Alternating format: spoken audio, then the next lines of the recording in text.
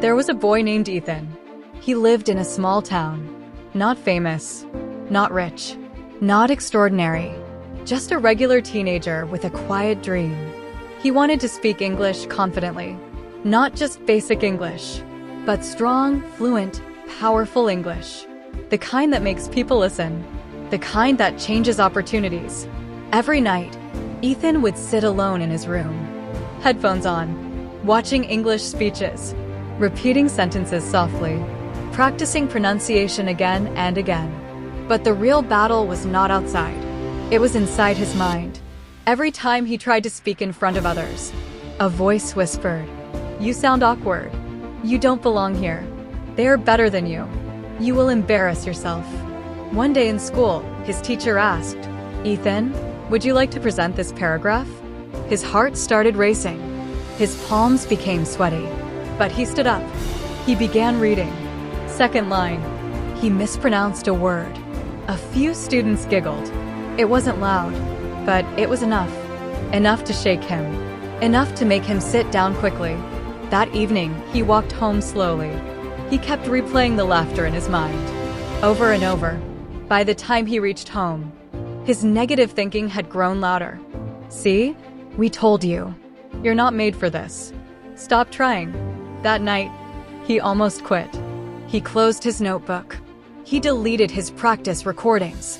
He stared at the ceiling and whispered, "Maybe I'm just not good enough." Days passed. He stopped practicing, but something felt wrong. Not because he failed, but because he surrendered. One evening, Ethan was sitting in a park. He noticed a small child learning to ride a bicycle. The child fell, cried, stood up again, fell again. No overthinking, no self-doubt, just effort. Again, and again, and again. And suddenly it hit him. Children don't stop because they fall. They stop when someone convinces them they can't. And he realized, no one convinced him. He convinced himself. That night, Ethan made a different decision. Not to become fluent overnight. Not to impress anyone.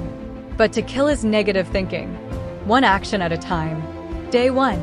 He spoke one sentence in front of the mirror. It sounded imperfect, but he didn't judge it. Day 4. He recorded himself again. He still didn't like his voice, but he didn't delete it this time. Day 10. He spoke in class voluntarily. His voice trembled, but he finished. No one laughed. Most people didn't even care. And that's when he understood something powerful. Most of the fear was in his head. Weeks turned into months. Ethan was still not perfect. He still made mistakes. But the difference?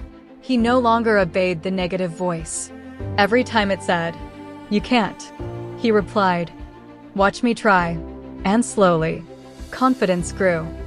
Not because fear disappeared, but because he acted despite it. 1 year later, Ethan stood on a small stage at a school event. He delivered a short speech. It wasn't flawless, but it was strong. After the speech, a younger student approached him and asked, "How are you so confident?" Ethan smiled, because he remembered the boy who almost quit. He answered softly, "I'm not confident because I'm perfect. I'm confident because I didn't stop." Listen carefully. Negative thinking does not die in silence. It dies in action. Every time you try, you weaken it. Every time you speak, you silence it. Every time you continue, you defeat it. The world is not stopping you. Your thoughts are.